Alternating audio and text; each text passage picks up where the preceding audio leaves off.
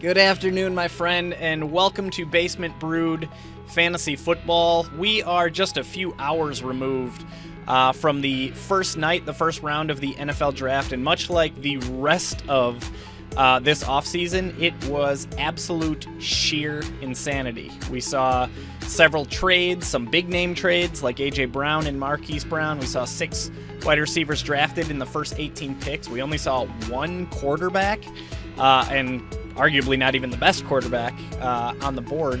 We saw no running backs, no tight ends. It was just a crazy night, and as it usually is, the fantasy football landscape was shook up a little bit.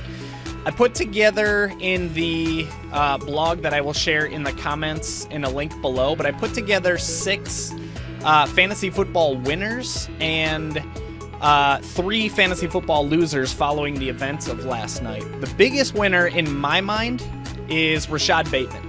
Hands down, Rashad Bateman. It's not even close. The Ravens traded Marquise Brown, which vacated 146 targets last year, and it immediately vaulted Bateman into the wide receiver 1 role in Baltimore. His really only competition for targets there now is Mark Andrews. He's currently drafted as the 45th wide receiver off the board in best ball leagues, which to me is a very, very clear value. I expect that ADP to climb quite a bit here moving forward.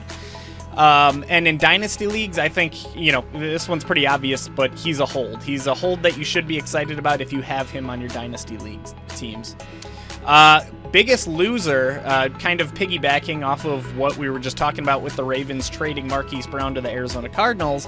Marquise Brown, in my mind, becomes one of the biggest losers in the NFL draft after the first night. I saw a lot of people on Twitter that were actually really excited about the landing spot, and I just don't quite understand why. He went from being the wide receiver 1 and averaging, over 9 targets per game with the Baltimore Ravens to, at best, the wide receiver 2 in Arizona, which, by the way, was a team last year where no wide receiver even hit 7 targets per game, which is a list that includes DeAndre Hopkins, A.J. Green, Rondale Moore.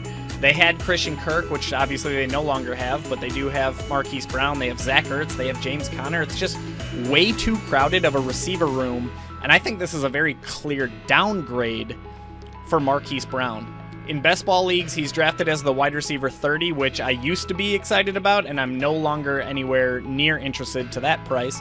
And in dynasty leagues, like I mentioned, there's a lot of people on Twitter that seem excited about the landing spot. I think that makes him a clear sell high candidate if you can find somebody in your leagues that are, that's excited about Marquise Brown going to Arizona. So plenty more. Like I said, there's 6+ winners in this blog, in this article, and there's 3+ losers. Plenty more. I put the link below. As always, would love a follow, a subscription on the website, and anything that you can think of that I could be helpful, please don't hesitate to let me know. Cheers. This brew is for you.